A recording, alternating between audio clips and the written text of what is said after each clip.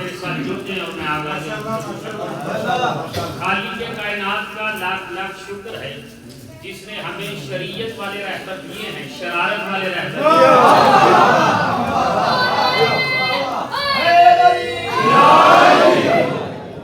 انتہائی شکریہ جو اب بھی نہیں بول سکے ہو ان کے لیے میں جشن کا ایک جملہ کہتا ہوں۔ خالق کائنات کا لاکھ لاکھ شکر ہے جس نے ہمیں ولادت والے ایمان دیے ہیں، ہلاکت والے ایمان دیے ہیں۔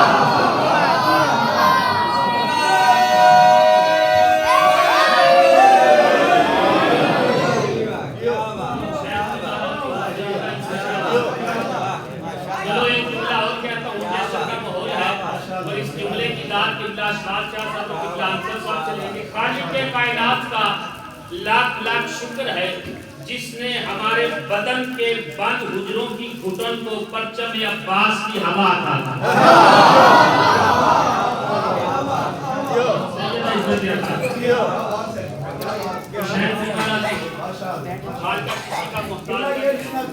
نہیں میں پھر کہتا ہوں خالق کائنات کا لاکھ لاکھ شکر ہے جس نے ہمارے بدن کے بند حجروں کی گھٹن کو پرچم عباس کی ہوا ایک جملہ چلو جتنی محبت سے آپ نے استقبال کیا ہے ایک جملہ اور کہتا ہوں۔ خالق کائنات کا لاکھ لاکھ شکر ہے جس نے ہم جیسا بسیدہ لباسوں کو جشن کی صورت میں رسولوں کے پہلو میں بیٹھنے کی جگہ عطا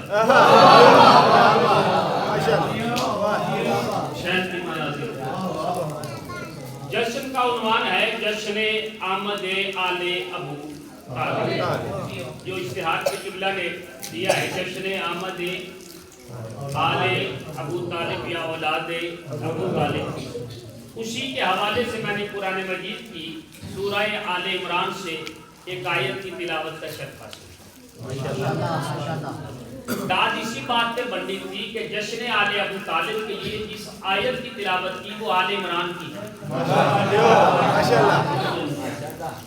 چلیں آسان کرتا ہوں، جشن آمد آل ابو طالب ہے، اس جشن کو بیان کرنے کے لیے جس آیت کا سہارا لیا ہے وہ سورہ آل عمران کی آیت ہے جس میں خالق کائنات ارشاد فرما رہا ہے کہ ان اللہ اصطفیٰ آدم و نوحا، بے شک تحقیق ہم نے مصطفیٰ قرار دیا آدم کو، نوح کو، وآل ابراہیم وآل عمران، آل ابراہیم کو اور آل عمران، العالمین قیامت تک تھے۔ آیت میں خالق نے کمال یہ کیا ہے دو شخصیتوں کو اور دو خاندانوں کو منتخب کیا ہے۔ اللہ کی نظر میں دو شخصیت مصطفیٰ ہیں، دو خاندان مصطفیٰ ہیں۔ جو شخصیت مصطفیٰ ہے اس میں پہلی شخصیت کا نام آدم ہے، دوسری شخصیت کا نام نوح ہے۔ جن دو خاندانوں کا تذکرہ کیا ہے، ایک ابراہیم کا خاندان ہے، ایک عمران کا خاندان ہے۔ پہلی منزل پہ پہلا جملہ آپ کی آغوش میں ڈال کے جشن کا آغاز کرنا ہوں۔ کائنات کی نظر میں جون سا مرضی خاندان معتبر ہو، اللہ کی نظر میں دو خاندان معتبر، اللہ کی نظر میں دو خاندان معتبر ہے، ایک ابراہیم کا ایک عمران کا۔ پہلی منزل پہ پہلا جملہ آپ کی آغوش میں ڈالا ہوں، ابراہیم کے خاندان کے آخری فرد کا نام محمد ہے اور عمران کے خاندان کے پہلے فرد کا نام علی ہے۔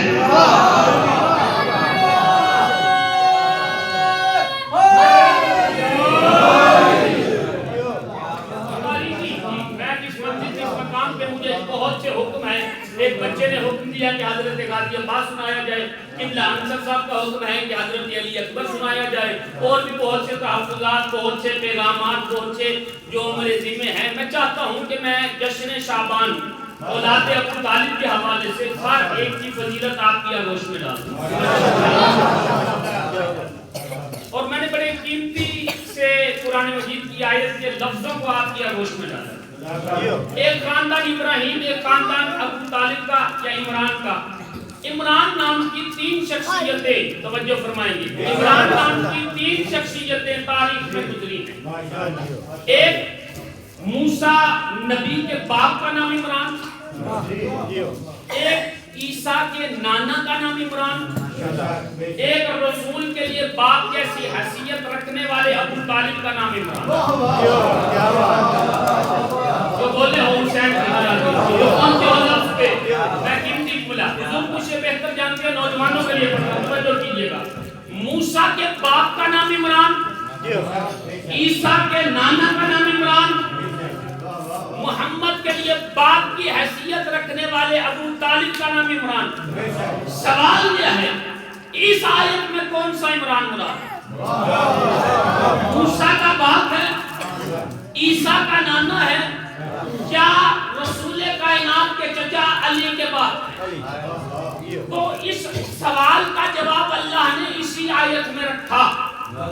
اور کس انداز میں رکھا کہ ان اللہ اصطفیٰ آدم و نوح و آل ابراہیم و آل عمران علی العالمین,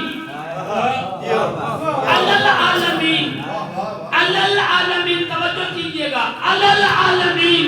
عمران سے مراد وہ ہے جس کی آل قیامت تک کے لیے ہے.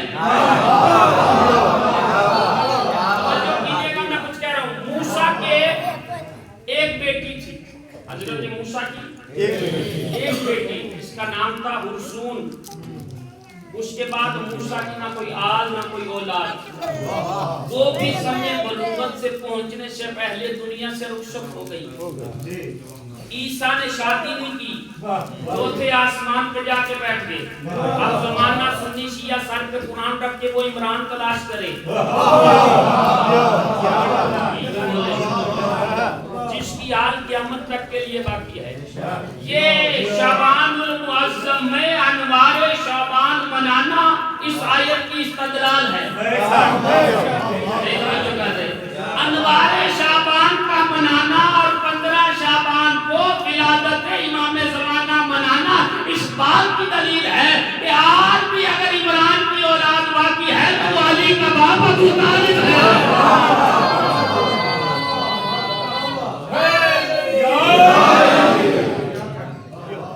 یہ دیکھیے تمہید آپ کے ذہنوں میں آ گئی. یکم شعبان بی بی مخدومہ کائنات عالمہ غیر معلمہ. 3 شعبان کائنات کی تقدیر بدلنے والا حسین. 4 شعبان زمانے کو حسین بتانے والا عباس. 7 شعبان یا 5 شعبان ایک روایت کے مطابق امام زین العابدین. 7 شعبان شہزادہ قاسم ابن حسن. 11 شعبان کل آنے والی جو ہے حضرت شہزادہ علی اکبر. 15 شعبان وقت کا امام حجت خدا. یہ آپ نے ذہن میں رکھنا ہے. اب میں گفتگو شروع کر رہا ہوں. اگر آپ کو یکم شعبان سے 15 شعبان تک سننا ہے تو پوری توجہ چاہیے. یکم شعبان کسے کہتے ہیں؟ کائنات میں اللہ نے جس کا نام رکھا اسے محمد کہتے ہیں, اور محمد نے جس کا نام رکھا اسے زینب کہتے ہیں. اور توجہ کیجئے کہ میں قیمتی پڑھا لکھا جملہ آپ کی آگوش میں ڈال دوں. اگر آپ توجہ فرمائیں تو شاید اس سے بڑا جملہ میرے دامن میں موجود نہ ہو جو میں آپ کی آگوش میں ڈال رہا ہوں کہ سیدہ زینب کسے کہتے ہیں. سیدہ کس ہستی کا نام ہے, سیدہ کی شخصیت کا نام ہے. سن 61 ہجری 10 محرم کربلا سے پہلے زینب محمد کی نواسی بھی ہے, زینب علی کی بیٹی بھی ہے, زینب فاطمہ کی بیٹی بھی ہے, زینب حسن کی بہن بھی ہے, زینب حسین کی بہن بھی ہے. سن 61 ہجری 10 محرم تک زینب کی پہچان رشتوں سے ہوتی تھی, اور سن 61 ہجری 10 محرم کے بعد رشتوں کی پہچان زینب سے ہونے لگی. نہیں توجہ کیا آپ نے. 61 ہجری 10 محرم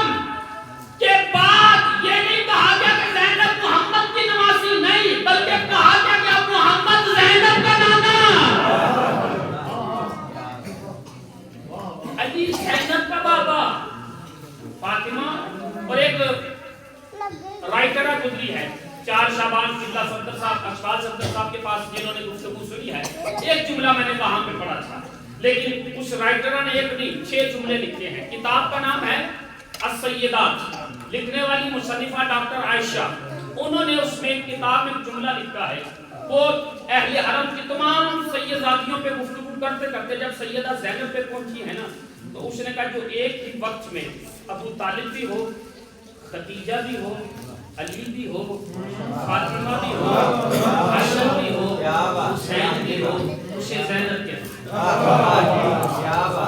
توجہ کیجئے گا، جشن آل ابو طالب سننے والے، ایک ہی وقت میں جو ابو طالب بھی ہو، جو خدیجہ بھی ہو، جو علی بھی ہو، جو فاطمہ بھی ہو، جو حسن بھی ہو، جو حسین بھی ہو۔ اب دلیل یہ لکھتی ہے کہ ابو طالب اس لیے ہے کہ ابو طالب نے وقت کا محمد اور وقت کا علی اپنی آغوش میں پاتا، زینب اس لیے ابو طالب ہے کہ وقت کا محمد اور وقت کا علی اپنی آغوش میں پاتا۔ آفاقی سال کا میرا جملہ ہے، 5 قرآن مل کے جس حدیث کو پاتے اسے زینب کہتے ہیں۔ جملے بھی پھر توجہ کیجئے گا، 5 قرآن مل کے جس حدیث کو پالے اسے زینب کہتے ہیں، اور جو حدیث کبریٰ 2 قرآنوں کو پال دے اسے زینب کہتے ہیں۔ میں حسین کی ماں آپ کی معرفت کو سلامت کرتا ہوں، توجہ کیجئے گا، ایک آغوش پہ محمد، ایک آغوش پہ علی پالے اسے ابو طالب کہتے ہیں۔ چوتھے امام کا اصل نام کیا ہے؟ علی۔ 5ویں امام کا اصل نام کیا ہے؟ محمد۔ تو جس نے اپنی ایک آغوش میں محمد اور ایک آغوش میں علی پالا ہو، اس مخدرہ عصمت کو زینب کہتے۔ اب توجہ نہیں کیجیے گا، یہ اس کا کہ ابو طالب اس لیے ہے کہ اپنی ایک آغوش پہ محمد پالا، ایک آغوش پہ، اس نے اگلا جملہ لکھ کے قلم توڑ دیا، اس نے کہا اپنے وقت کی خدیجہ ہے۔ اس نے دلیل میں لکھا خدیجہ کیوں ہے؟ کہا خدیجہ اس لیے ہے کہ خدیجہ نے اپنا سارا مال دین پہ لٹا دیا، اور دلیل میں لکھتی ہے خدیجہ سے افضل ہے زینب، کیوں؟ کہا کہ خدیجہ نے صرف مال لٹایا ہے، زینب نے اپنی آل بھی دین کے لیے، اس لیے یہ وقت کی۔ اگلا جملہ لکھا اس نے کہا وقت کا علی ہے زینب، کہا کیوں؟ کہا اس لیے کہ دربار میں علی کے لہجے میں بولی۔ توجہ نہیں کی آپ نے عزیزوں، دربار میں علی کے لہجے میں بولی۔ ابھی آپ کو میں آپ کے آنسوؤں کو داغ میں تبدیل کر دوں اگر آپ توجہ فرمائیں۔ کہا وقت کی ہے علی، کیوں؟ کہا دربار میں علی کے لہجے میں بولی۔ وہ کہتی ہیں علی کے لہجے میں 2 ہی شخصیتیں بولی ہیں، یا مکہ معراج میں اللہ بولا ہے یا دربار میں زینب بولی ہے۔ اس لیے وقت کی علی ہے۔ اور تیسرا جملہ، چوتھا جملہ اس نے کہا فاطمہ ہے وقت کی زینب۔ دلیل کیا لکھی؟ اس نے دلیل یہ لکھی اور دلیل لکھ کے قلم توڑ دی۔ اس نے کہا فاطمہ وہ ہے جو چپ رہ کے منافقوں کو پہچان گئی۔ زینب اس لیے فاطمہ ہے کہ یہ دربار میں بول کے منافقت کو مارتی۔ اور اگلا جملہ اس نے لکھا تاریخ کی قلم، اس نے کہا کہ وقت کا حسین ہے زینب۔ توجہ فرمائیے گا، اس لیے کہ جو پیغام میں حق لے کے جائے اسے حسین کہتے، اور جو پیغام میں حسینیت لے کے جائے اسے زینب کہتے۔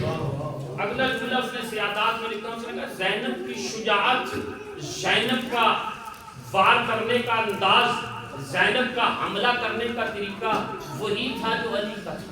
تو اس نے 2-3 نہیں کئی حملے لکھے ہیں، میں 2 حملے بیان کر کے موضوع کو آگے بڑھا دوں۔ اس نے کہا زینب کا ایک حملہ ابن زیاد کے دربار میں، ایک حملہ یزید کے دربار میں۔ توجہ کیجئے گا، ایک حملہ ابن زیاد کے دربار میں، ایک حملہ یزید کے دربار میں۔ اس بات سے ابھی یہ جملہ آپ کے پاس نہیں پڑا ہے، یہ ان کو ہدیہ کر رہا ہوں، کوٹلی سیدہ کے سادات و غیر سادات تمام مومنین کے لیے یہ جملہ ہدیہ ہے۔ وہ کہتی ہے کہ جب دربار ابن زیاد میں امام سید سجاد زنجیروں میں پہنچے ہیں نا، تو ابن زیاد نے پوچھا کون ہے یہ؟ تو سپاہی نے کہا کہ علی ہے۔ تو بھرے ہوئے دربار میں ابن زیاد اپنے ہر بیٹے کا نام علی رکھا ہے۔ حوا نے یہ آواز سیدہ کے کانوں تک پہنچائی۔ علی کی بیٹی 2 قدم آگے بڑھی اور آگے بڑھ کے کہتی ہو ابن زیاد، میرا باپ اپنے باپ سے بڑی محبت کرتا تھا، اس لیے اس نے اپنے ہر بیٹے کا نام علی رکھا ہے۔ تو بھی اپنے بیٹے کا نام اپنے باپ کے نام پہ رکھ لیتا اگر تجھے پتا ہوتا تیرا باپ کون ہے۔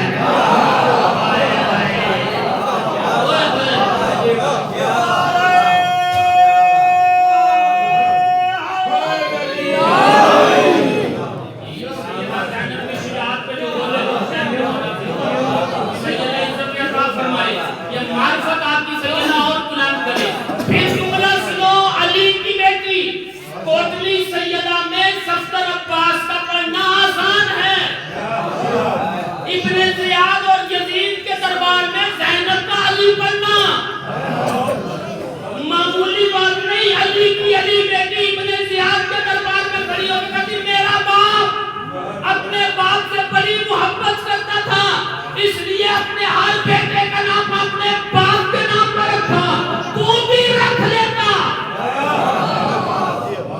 اگر تجھے پتا ہوتا تیرا باپ۔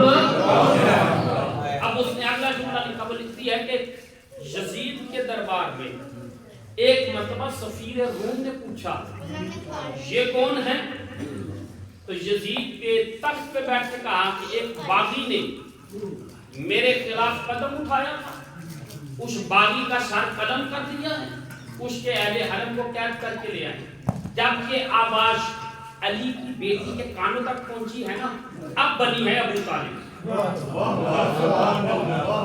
اب بنی ہے دربار یزید میں علی، اب بنی ہے دربار یزید میں فاطمہ، اب بنی ہے دربار یزید میں حسن، اب بنی ہے دربار یزید میں حسین۔ اور ایک مرتبہ کہہ دیا اسکت، خاموش ہو جا، انت الخذاب، تو جھوٹا ہے۔ توجہ کیجئے گا اگلا جملہ جو سیدہ زینب نے بیان کیا ہے، سیدہ بیان کرتی ہے تو جھوٹا ہے، خاموش ہو جا۔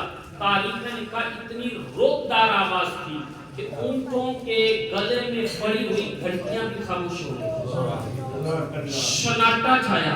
جب سناٹا چھایا نا، علی کی بیٹی کہتی ہے سفیر روم تو اس سے کیا پوچھتا ہے کہ یہ کون ہے اور ہم کون ہیں؟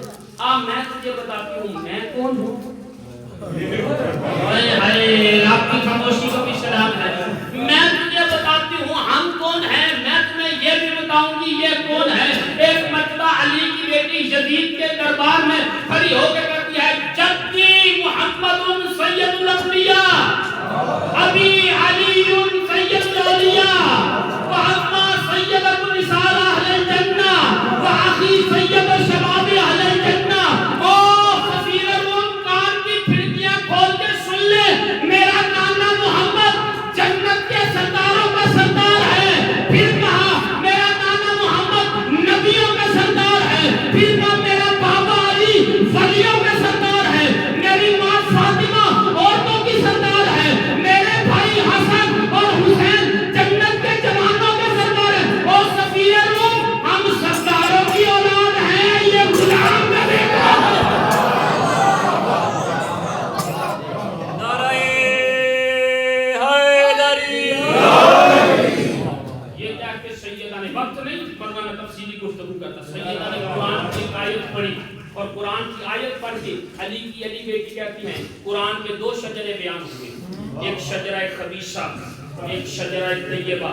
جب یہ جملہ کہا نا، یزید کا سر جھکا، سجاد کا سر اٹھا۔ آئے آئے مزید آپ کی اپنی حدیث کے سر توجہ کیا، یزید کا سر جھکا، سجاد کا سر اٹھا۔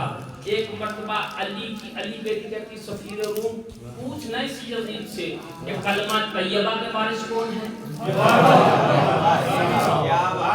کلمہ خبیثہ کے وارث کون ہیں؟ جو حسینیت کو بچائے اسے زینب کہتے ہیں۔ یکم شعبان یہ سیدہ زینب وقت ہوا کبھی میں سیدہ زینب پہ تفصیلی گفتگو کروں. اب 3 شعبان سرکار امام حسین تاریخ میں لکھا وقت نہیں ہے. میں ایک جملہ جو میں 4 شعبان یہ اشبال شاہ جی کے پاس پڑھ گیا اس جملے کو دہرا کے میں اپنی منزل کی جانب آ جاؤں جس منزل جس مقام تک میں آپ کو لانا چاہتا ہوں اگر آپ توجہ فرمائیں. اللہ نے اپنے عرش کے کنگرے بنائے. کنگرے بنانے کے بعد فرشتوں سے کہا ہے کوئی جو میرے ان عرش کے کنگروں کو گنے. ایک فرشتہ آگے بڑھا پروردگار میں گنتا ہوں. نام رکھا تاریخ نے اس کا فطرس.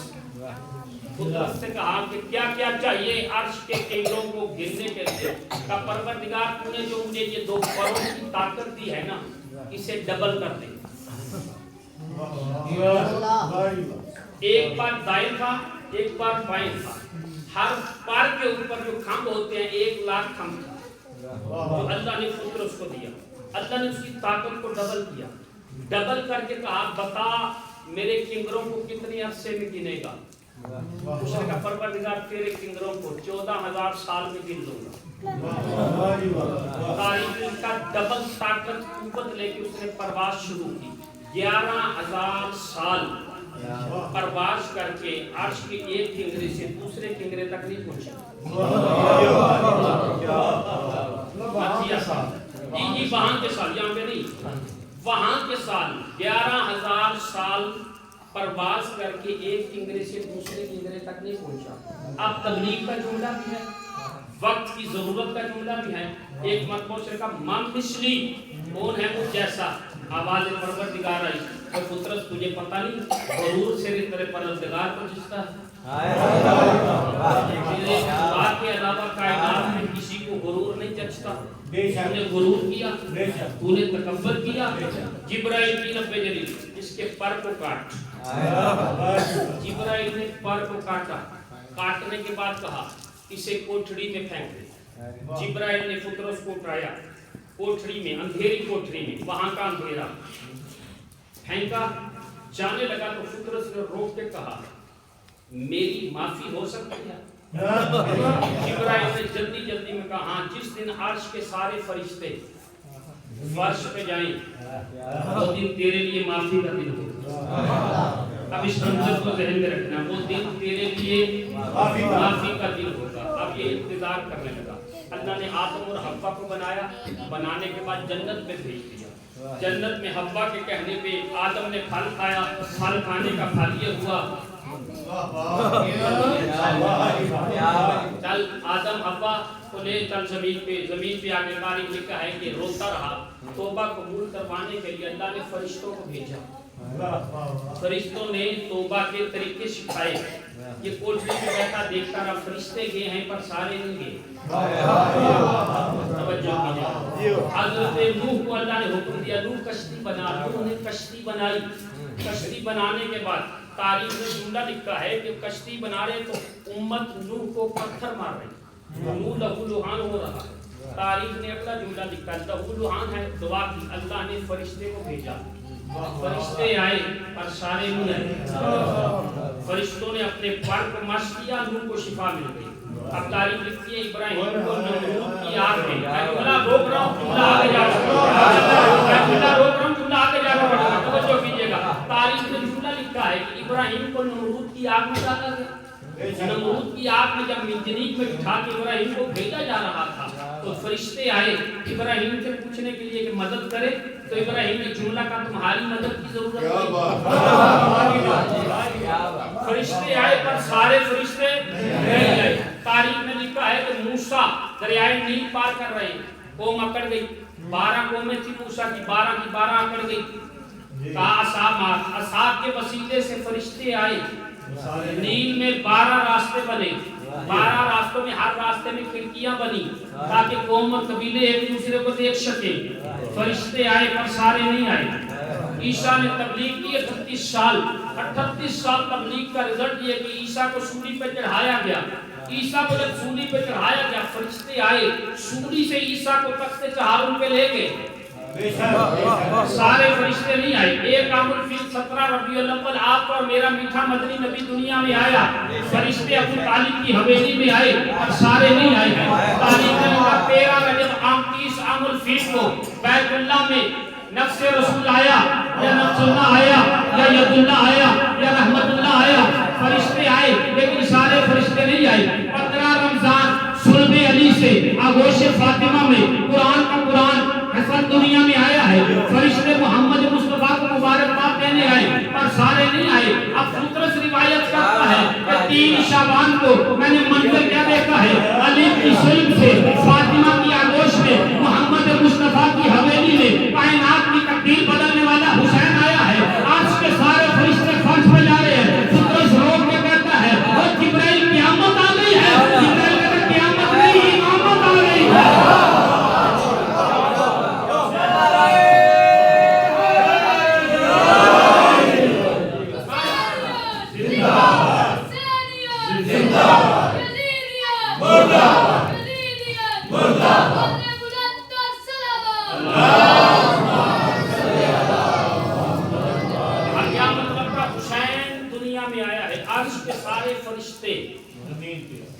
محبوب خدا کو مبارکباد دینے جا رہے ہیں. فطرت نے کیا کہا مجھے بھی لے چلو گے. یہاں پہ پیغام حسینیت جبرائیل نے دیا.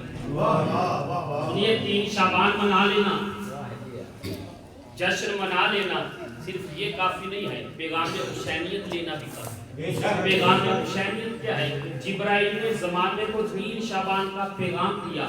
فطرت کو اپنے پروں پہ بٹھا کے محمد مصطفیٰ کی حویلی میں لا کے اتارا اور اتار کے زمانے کو پیغام دیا جو اپنے سے کمزور ہو اس کی مدد کرنا حسینیت ہے.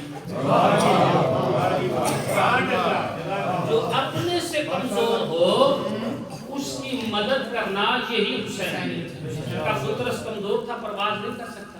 جبرائیل نے اس کی نصرت کی اور کر کے دروازے حسین پہ. اب تاریخ نے پورا لکھا ہے حسین کو اپنی آغوش میں اٹھایا محمد مصطفیٰ. جبرائیل سے کہا جبرائیل کی کا اس کو حسین کے جھولے سے مس کر. تاریخ نے لکھا ہے کہ فطرت کے کٹے ہوئے پر کو حسین کے جھولے سے مس کیا, اسے پر مل گیا. بڑی اگر گفتگو چاہوں اسی پہ 1 گھنٹہ اور گفتگو کر سکتے ہیں, لیکن میں گفتگو کو یہاں پہ بالکل کلوز کر کے جس منزل تک جانا ہے اس کی توجہ چاہتا ہوں. جیسے اسے پر ملا ہے نا, اس نے ایسے اپنے پروں کو پھیلایا, پروں کو جوڑا, دائیں دیکھا بائیں دیکھا, دیکھنے پر محمد مصطفیٰ کی حویلی میں پرواز کی. پرواز کرنے کے بعد پھر آیا, پھر جوڑا, پھر دائیں بائیں دیکھا. جبرائیل پوچھتا ہے یہ کیا دائیں بائیں دیکھ رہا ہے, پرواز کر کے دیکھ رہا ہے. جملہ آپ کے حوالے چاہے جیسے مرضی سنیے گا. فطرت کہتا ہے بھائی جبرائیل دیکھ لے رہا ہوں, ایک اللہ کا دیا ہوا ہے, ایک حسین کا دیا ہوا ہے.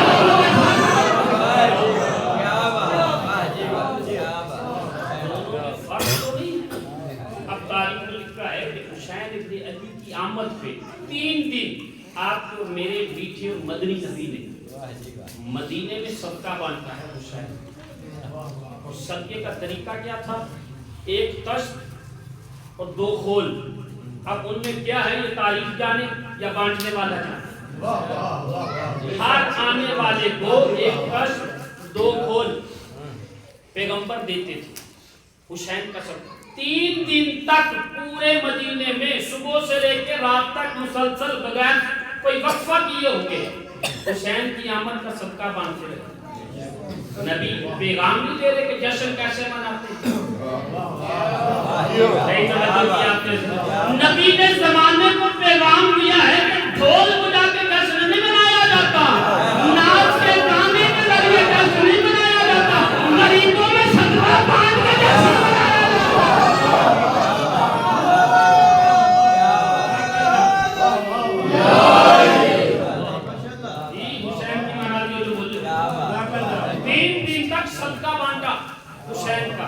اب میں منظر کو بدل رہا ہوں.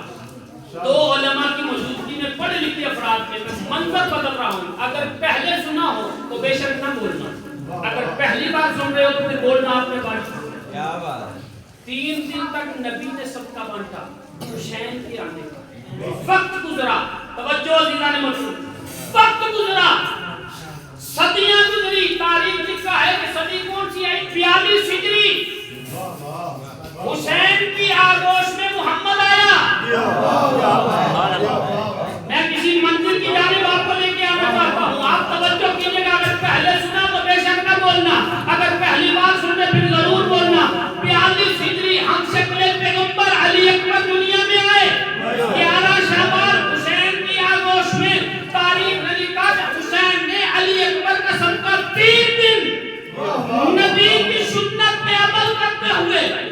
مدینے میں 3 دن علی اکبر کا صدقہ بانٹا.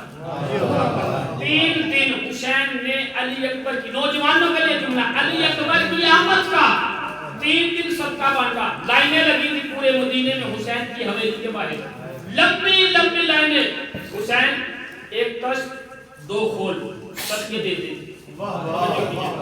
ایک کشت 2 کھول صدقہ دیتے تھے علی اکبر کا. ایک کشت 2 کھول صدقہ دیتے تھے علی اکبر کا.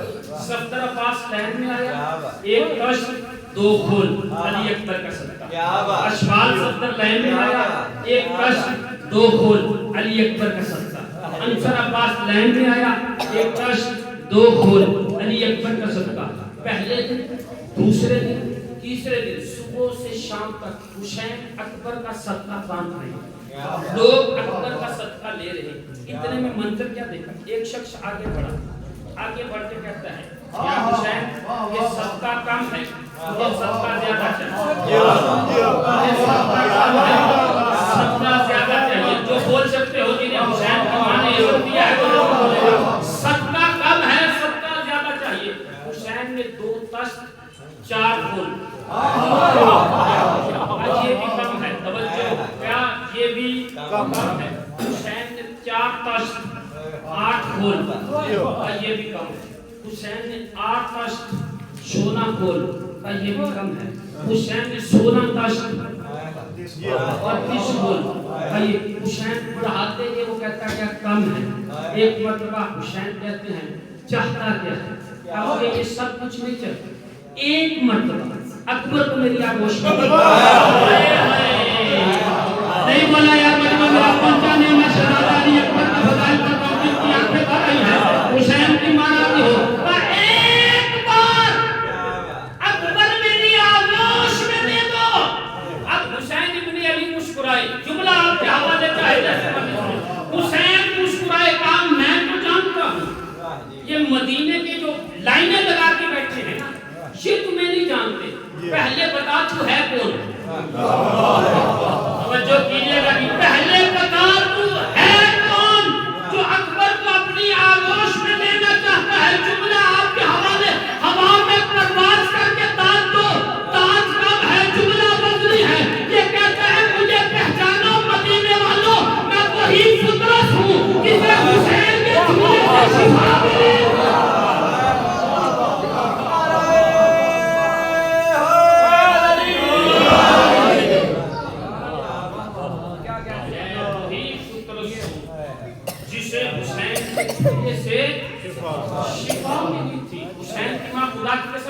معرفت کے آنسوؤں کو مالکہ قبول فرمائے, اور فرماتے ہیں چھٹے امام فرماتے ہیں کہ اگر فضائل میں آنسو آ جائیں تو وہ قبولیت کی منزل. آپ کی معرفت کو سیدہ سلامت رکھے. کہا مدینے والوں میں وہی فطرت ہوں کہ 40-41 سال پہلے, 39 سال پہلے جسے حسین کے جھولے سے پر ملا, میں وہی فطرت ہوں. اب مجھے صدقہ نہیں چاہیے, مجھے جو چاہیے وہ حسرت کیا ہے. کہ ایک بار اکبر میری آغوش میں دے دو. حسین ابن علی کہتے ہیں فطرت اکبر کو اپنی آغوش میں کیوں لینا چاہتا ہے. کہ مولا جب 3 شعبان مجھے پر ملا تھا نا تو میں نے ہوا میں پرواز کر کے کہا تھا مم مشری, ہائے ہائے باقی آپ کی اپنی ہے تو نہیں بول سکا. مم مشری کون ہے مجھ جیسا, میں نے فرشتوں میں فخر کیا تھا, مجھ جیسا کون جسے حسین نے پر دیا ہے. اب علی اکبر کو کیوں لینا چاہتا ہے. میں اکبر کو اپنی آغوش میں لے کے پھر فرشتوں میں جا کے کہوں گا مم مشری, مم مشری ہے کوئی مجھ جیسا. کہا کیا کہنا چاہتا کہ میں فرشتوں میں جا کے بتاؤں گا فرشتوں میں تو ہوں جس نے ایک ہی وقت میں اپنی آغوش میں محمد کو بھی اٹھایا اور علی کو بھی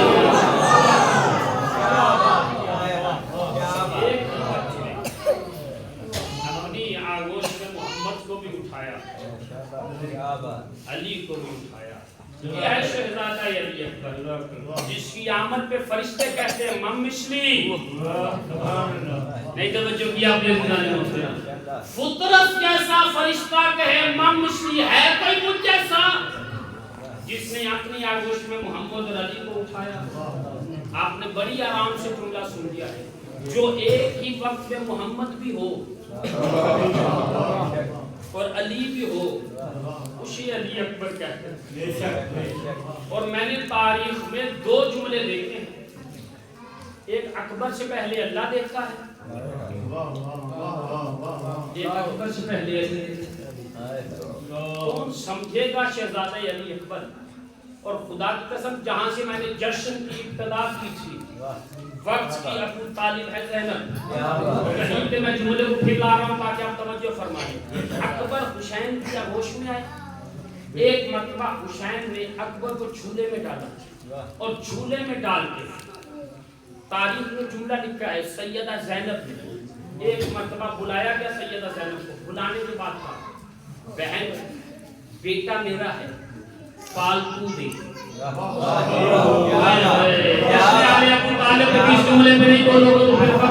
بیٹا میرا ہے پالتو دے جو محمد کو پالے. شہید کو ابو طالب کہتے ہیں. اب تاریخ میں لکھا ہے جھولے سے علی اکبر کے دیکھا دیکھ کے اپنی آغوش میں لیا. علی کی علی بیٹی معلمہ غیر عالمہ غیر معلمہ ایک مرتبہ علی اکبر کو اپنے صحن میں لائی, جھولے میں رکھا. رکھنے کے بعد علی اکبر کو لوری دی. علی کی علی بیٹی لوری سنو گے بیٹی کہتی ہے میری مقدر کی ساعتوں میں یہ دن سہانا ملا ہے مجھ کو. حسین کی ماں میرے مقدر کی ساعتوں میں یہ دن سہانا ملا ہے مجھ کو. لاکھ سجدے کروں کم ہے خدا سے کیا نہ ملا ہے مجھ کو. تاریخ کا جملہ ہے خدا سے کم کیا نہ ملا ہے مجھ کو. لاکھ سجدے کروں کم ہے خدا سے کیا نہ ملا ہے مجھ کو. اکبر تیرے آنے سے حسین کو روز گھر بلانے کا بہانہ ملا ہے. حسین کا تیرے آنے سے حسین کو روز گھر بلانے کا بہانہ ملا ہے مجھ کو. اکبر تیری شکل میں میرا نانا ملا ہے مجھ کو.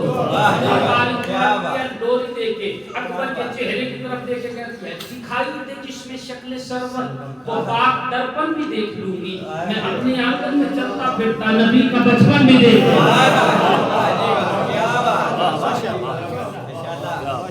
شہزادہ علی اکبر کون سمجھے گا؟ اور شہزادہ قاسم جملہ سنو, میرے پاس وقت نہیں ہے ورنہ میں ایک جی بسم اللہ.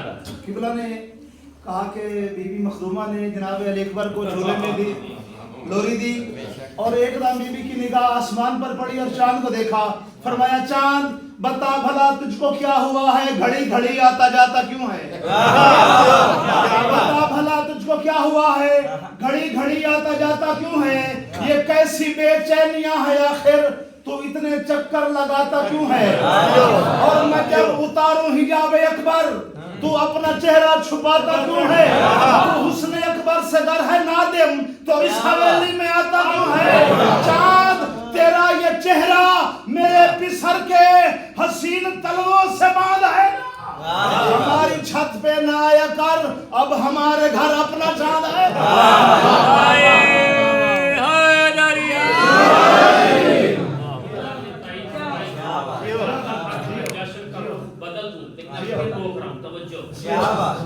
شہزادہ علی اکبر سنو, خدا کی قسم ساری رات پڑھتا ہوں تو شہزادہ علی اکبر پڑھتا ہوں.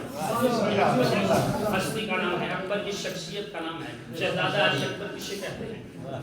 انسان کے جسم میں کتنی رگیں ہیں کوئی بتائے؟ آپ کی خاموشی یہ بتا رہی ہے کہ آپ کو نہیں پتا. انسان کے جسم میں کتنی رگیں ہیں, ان رگوں کو سمجھانے کے لیے میں ایک روایت کا سہارا لوں. کشائف حقائق صادق آل محمد امام جعفر صادق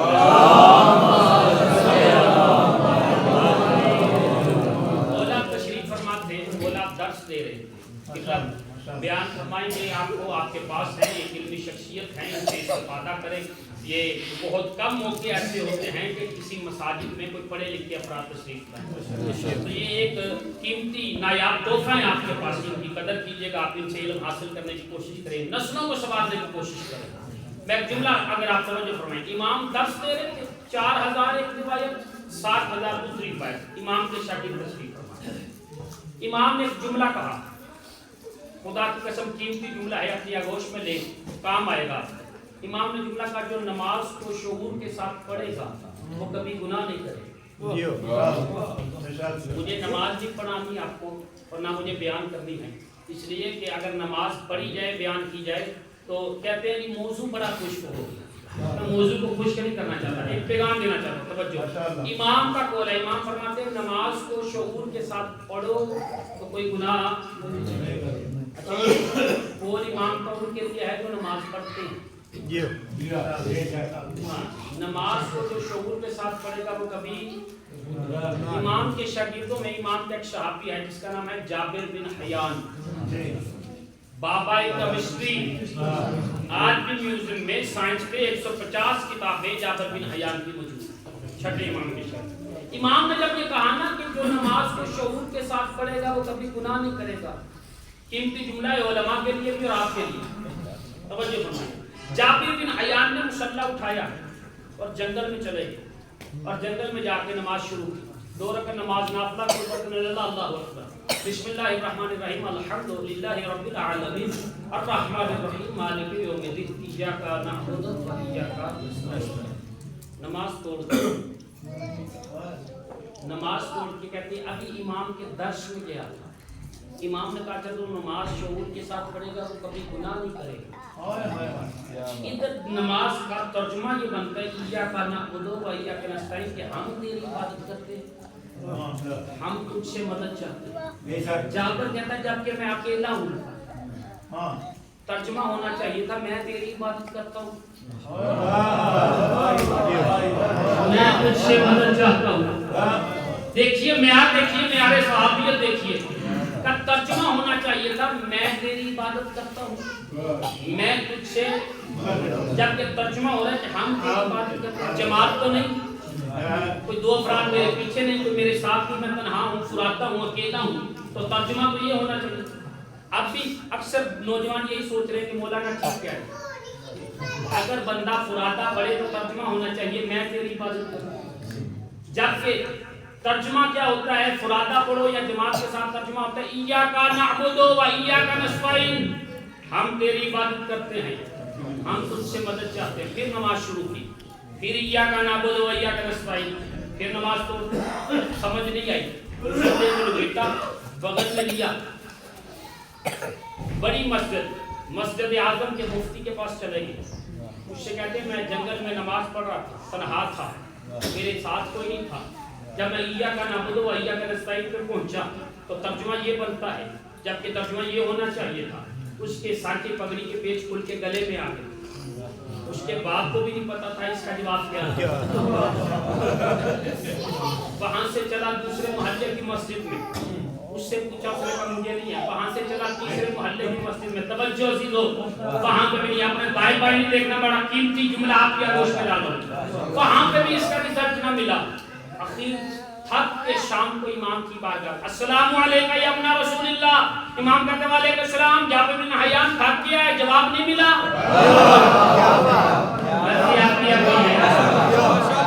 جابر بن حیان تھک گیا ہے، جواب نہیں ملا. مولا آپ کو کیسے پتا چلا کہ میں امام ابن امام ابن امام ابن امام ہوں؟ کہا مولا جواب نہیں ملا. صبح سے شام تک تو پھرتا ہے یا تمہیں جواب نہیں ملا؟ اب میں تجھے بتاتا ہوں. جی مولا بتائیے.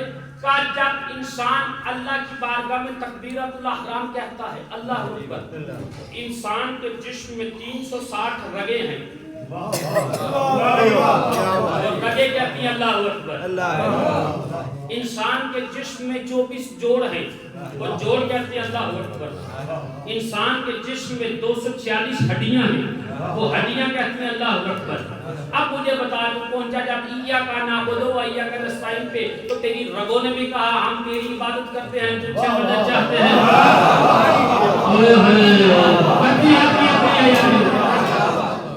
تیری ہڈیوں نے بھی کہا ہم تیری عبادت کرتے ہیں، تجھ سے مدد چاہتے ہیں. اب بتا یہ میں ہوا یا ہم؟ کہا مولا ہم. اب توجہ، امام نے کیا فرمایا انسان کے جسم میں کتنی رگیں ہیں؟ 360 رگیں. ابھی امام نے یہ بیان کیا تو ایک شخص ایک آیا امام کے پاس اور آگے کہا مولا یہ انسان کی شباہتیں کیسی ہوتی ہیں؟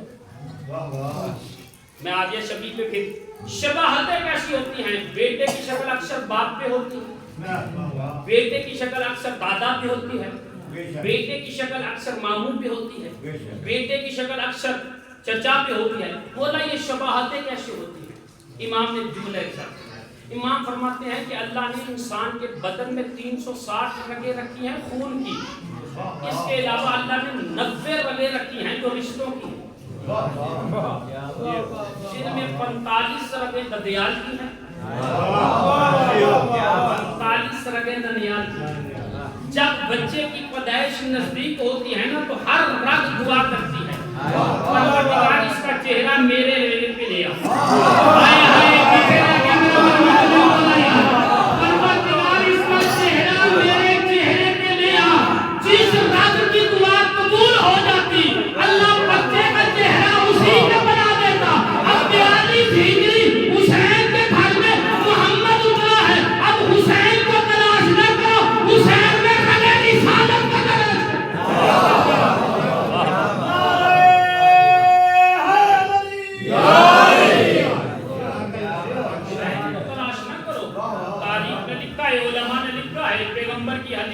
مولا کا فرمان لکھا ہے کہ خلق میں خلق میں نطق میں علی اکبر محمد کی شبیہ تھے۔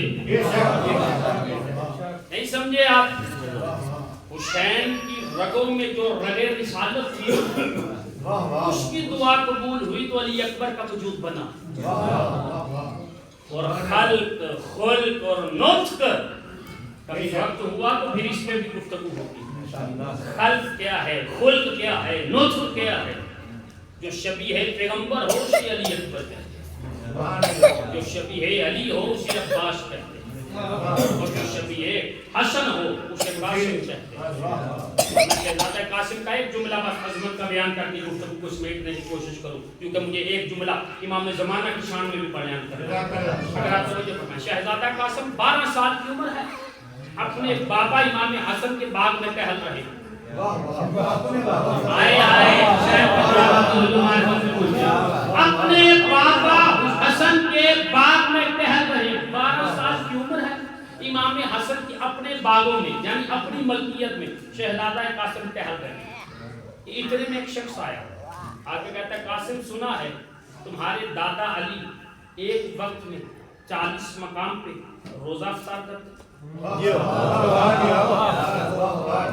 سنا ہے تمہارے دادا علی ایک وقت میں 40 مقام پہ روزہ افطار۔ شہزادہ کا کہتے ہیں ہاں تمہیں کوئی شک ہے؟ بلا سوچ رہا ہوں ممکن کیسے ہے کہ ایک وقت میں، جملہ آپ کے حوالے بچے میری طرف دیکھیں گا سارے نوجوان، ایک وقت میں ممکن کیسے ہو سکتا ہے؟ شہزادہ قاسم کہتے ہیں دائیں دیکھ، اس نے دائیں دیکھا، آپ بائیں دیکھ، اس نے بائیں دیکھا، کا سامنے دیکھ، اس نے سامنے دیکھا، کا پیچھے دیکھ، اس نے پیچھے دیکھا، کا اوپر دیکھ، اس نے اوپر دیکھا، کا نیچے دیکھ، اب نیچے دیکھ۔ اب دیکھا کیا ہے؟ دائیں دیکھتا ہے تو قاسم ہے، بائیں دیکھتا ہے تو قاسم ہے، سامنے دیکھتا ہے تو قاسم ہے، اوپر دیکھتا ہے تو قاسم ہے۔ ایک فتویٰ کرتا ہے جب تو قاسم کو نہیں سمجھ سکتا تو قاسم کے دادا علی کو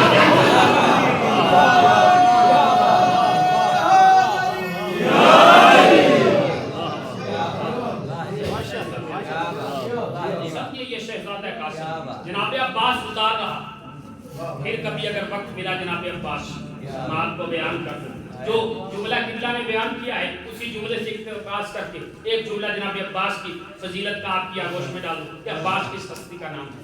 جنگ صفین قبلہ بیان کر رہے تھے، شفین میں علی ابن ابی طالب نے حملہ کیا، لشکر بھاگا علی کا حملہ، پھر انہوں نے شام کے سپاہیوں میں سے ایک سپاہی نے آواز دی علی کے پاس اور کوئی نہیں ہے، جب آتا ہے خود ہی آ جاتا ہے، علی کو کوئی اور نہیں ملتا۔ ہوا نے یہ آواز علی کے کانوں تک پہنچائی، علی پلٹے خیمے میں آئے، عباس کو قریب بلایا، اپنا امامہ اتار کے عباس کے سر پہ رکھا، اپنی عباس کو دی، عباس کے چہرے پہ نقاب ڈال دی، کہا عباس جا، اپنا گھوڑا اپنی تلوار عباس کو، گھوڑے پہ عباس بیٹھے خیمے سے نکلے، پھر انہوں نے شام کے سپاہیوں نے کہا کون آ رہا ہے؟ کہا رفتار بتا رہی علی آ رہا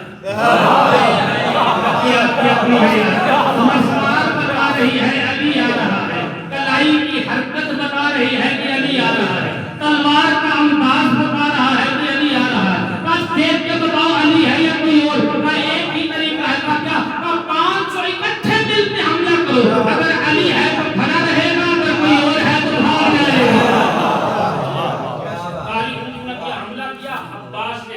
بات کو ایسے ہوا میں گھمایا سارے واپس. اب تاریخ میں جملہ لکھتا ہے کہ ایک مرتبہ عباس صفین کے میدان میں عباس نے حملہ کیا. عباس کے حملے کی رفتار پتہ کیا تھی کہ عباس تلوار چلاتے تھے. تلوار کی تیز اور رفتار اتنی تھی کہ ابھی پہلا سر کاٹتے تھے تو آخری سر تک پہنچتے تھے. پہلا سر زمین پہ نہیں آتا تھا, آخری پھٹ جاتا تھا.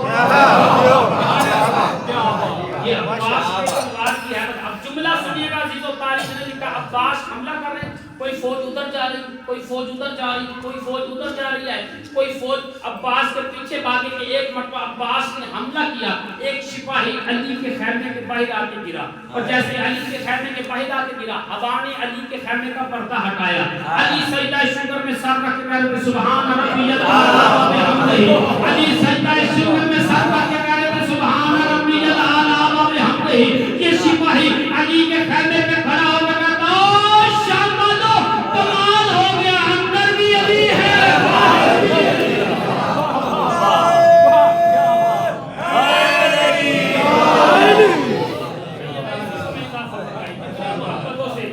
آپ نے سماعت فرمایا, حسین کی ماں قبول فرمائے, کسی کا محتاج نہ کرے. 1 گھنٹہ تقریباً مجھے ہو گیا خطاب کرتے, میں بس آخری جملہ توجہ فرمائی. وقت رہا, زندگی باقی رہی, گفتگو انشاءاللہ جاری اور ساری رہے گی. سمجھیے کہ کن ہستیوں کا نام ہے جو ہم بیان کر رہے ہیں.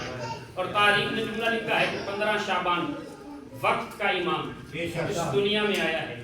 تاریخ نے لکھا ہے کہ 11ویں امام نے جناب حلیمہ کو روکا کہ رک جاؤ, آج میرے گھر میں ولادت ہے. تو بی بی نے کہا کہ آثار ولادت تو نظر نہیں آ رہے. تو نواب عارف گنڈو صاحب یہ آپ کے ادھر قریب ہی ذاکر اللہ گری کے رحمت فرمائے, انہوں نے امام حسن عسکری اور جناب حلیمہ کی یہ خاتون کی یہ گفتگو سنی. سن کے ایک شعر کہا, وہ کہتے ہیں آثار ولادت کے حویدہ نہیں ہوتے, آ جاتے ہیں یہ برغب پیدا نہیں ہوتے. جا کے دیکھیے گا, یہ ہماری طرح پیدا نہیں ہوتے. ہاں, اگر کبھی وقت ملا تو اس سے بھی گفتگو کی جائے. وقت کا امام دنیا میں. اب تاریخ کی جملہ پھر آپ کے حوالے گفتگو توجہ کیجیے گا. جزانے ہوتا ہے بی بی حلیمہ نے کہا کہ آثار ولادت نہیں ہیں. فرمایا میں وقت کا امام کہہ رہا ہوں, امام آنے والا, وقت کا امام آنے والا. اب بی بی حلیمہ خود کہتی ہے کہ میں جناب نرجس خاتون کے خیمے میں ہوں, اور یہ ہے کہ رات کا اندھیرا ہے, نماز شب کے لیے بی بی نرجس خاتون اٹھی ہوئی ہیں. توجہ عزیزان محترم, جیسے بی بی نرجس خاتون اٹھی ہوئی ہیں, اچانک میرے کمرے میں نور چمکا. نور کا چمکنا تھا, میں نے منظر کیا دیکھا, میری آنکھیں چندے آ گئی. جیسے میری آنکھیں تھمی, میں نے دیکھا ماں بھی سجدے میں ہے, بیٹا بھی سجدے میں.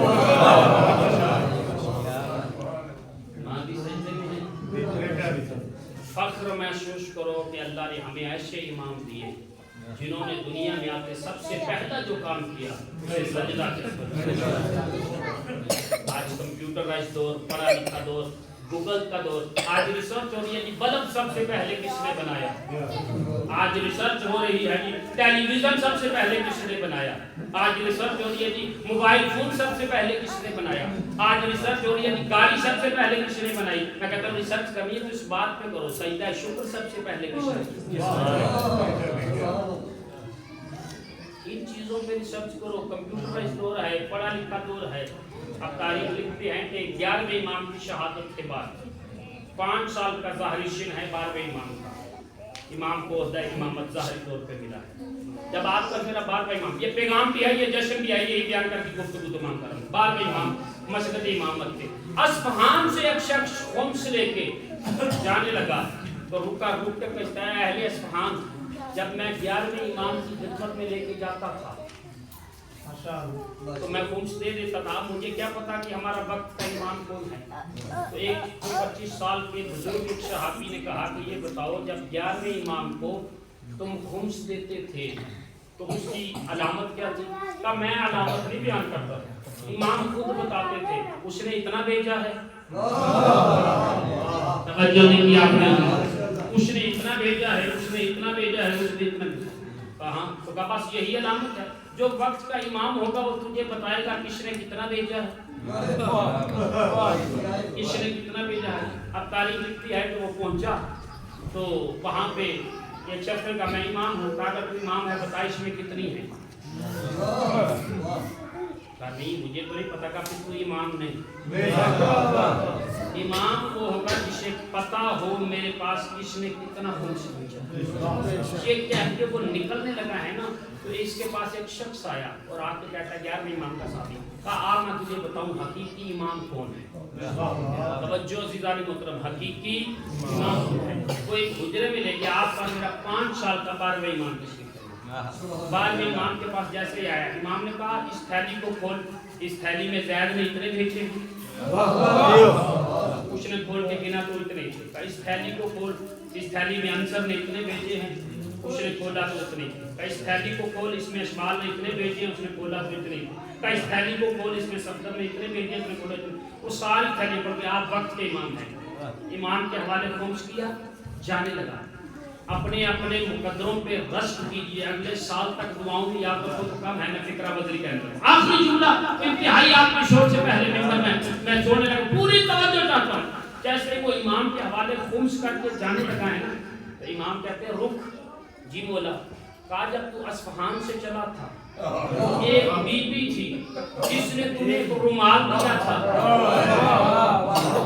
اور اس نے کہا تھا کہ میرے امام سے کہنا میرے پاس اور کچھ نہیں ہے، یہ ایک رومال ہے، کہا وہ رومال تو نے نہیں دیا، کہا مولا غلطی ہوگی، اس نے اپنے سامان سے رومال نکال کے امام کو دیا، سلام کرو اپنے مقدروں پہ، اپنی ساعتوں پہ۔ امام نے کام کیا کیا، امام نے اس رومال کو بچھا کے اس پہ نماز پڑھی۔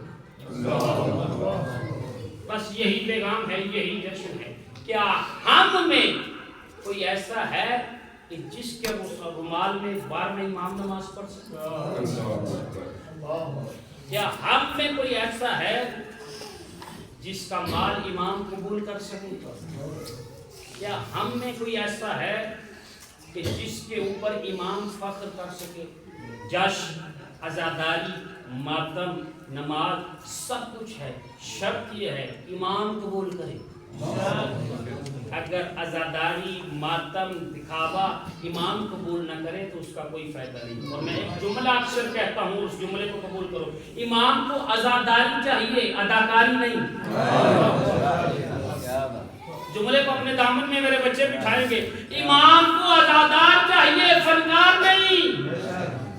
یہ اس رنگ کا ماتم، یہ اس ڈیزائن کا ماتم، یہ اس رنگ کی عزاداری، یہ اس ڈیزائن کی عزاداری، یہ اس رنگ کا قصیدہ، یہ اس ڈیزائن کا قصیدہ، امام کو یہ نہیں چاہیے، امام کو خلوص چاہیے۔ جس عزاداری، جس ماتم، جس نماز میں خلوص ہو وہ امام کو قبول ہے، جس میں خلوص نہیں وہ امام کو۔ ہم ہر لمحہ یہ دعا کریں گے کہ خدایا ہمیں عزاداری، ماتمداری کو ایسے کرنے کی توفیق دے جس سے ہمارا امام راضی ہو جائے۔ اگر امام راضی نہیں، اس عزاداری، اس ماتمداری، اس جشن کا کوئی فائدہ نہیں۔ اور میں نے 4 شعبان پہ جملہ کہا تو اس جملے کو آپ کی آگوش میں ڈال کے میں تمام کر رہا ہوں کہ گھر کا ماحول امام بارگاہ میں نہیں چاہیے، امام بارگاہ کا ماحول گھر میں چاہیے۔ نہیں توجہ کی آپ نے عزیزو کہ گھروں میں کیا ہو رہا ہے وہ نہ دیکھو، بلکہ امام بارگاہ کے ماحول کو گھر میں لے جاؤ۔ میں جملے کو تشنا نہیں چھوڑتا، گھر میں کوئی آئے یا نہ آئے اس کا مجھے نہیں پتا ہے، لیکن امام بارگاہ میں فاطمہ ضرور آتی ہے۔ اپنے گھر کے ماحول کو اس قابل بنا دو کہ فاطمہ گھر جا سکے۔ یہی عزاداری ہے، یہی ماتمداری ہے۔ مساجد آباد ہوں، امام بارگاہ آباد ہوں، نسل قرآن پڑھتی ہوں، تاکہ پتہ چلے جس نے نوکے نیزہ پہ بیان کیا تھا اس کا مقصد ضائع نہیں کیا۔ اور رسول خدا فرماتے ہیں جس گھر میں قرآن کی تلاوت نہیں ہوتی وہ گھر نہیں، وہ قبرستان ہے۔ لہذا قرآن کی تلاوت، مسجد کی آبادی، امام بارگاہ کی آبادی، اور اکثر جملہ یہ کہتا ہوں ہماری عزاداری، ہماری ماتمداری یہ محتاج ہے، ہم محتاج ہیں، وہ محتاج نہیں۔ اور میں اکثر ایک جملہ کہتا ہوں کہ عزاداری کی وجہ سے ہم ہیں، ہماری وجہ سے عزاداری نہیں۔ لہذا ماحول اس قدر بناؤ کہ جب آپ کی اس بستی میں سے کوئی غیر آ کے گزرے نا تو وہ ایک جملہ کہ یہ علی کے شیعوں کی بستی ہے، اس میں باپردہ مستورات رہتی ہیں، اس میں باادب اور باحیا بیٹھے ہوتے ہیں، اس میں مسلح جو بیٹھنے والے بزرگ رہتے ہیں۔ خالق کائنات سے دعا ہے اس جشن کے صدقے میں ہمیں صحیح معنوں سیرت محمد و آل محمد پہ عمل کرنے کی توفیق عطا فرمائے، صحیح معنوں میں ہماری نسلوں کو سیرت شہزادہ علی اکبر پہ عمل کرنے کی توفیق عطا فرمائے، صحیح معنوں میں ہماری مذکورات کو سیرت سیدہ زینب